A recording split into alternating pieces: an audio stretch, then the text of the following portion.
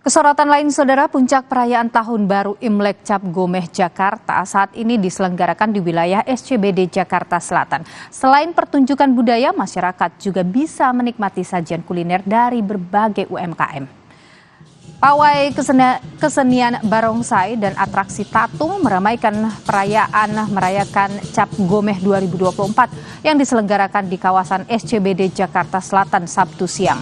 Selain pawai dan penampilan atraksi budaya, warga juga bisa berburu kuliner lesat yang ikut meramaikan perayaan Cap Gomeh hari ini.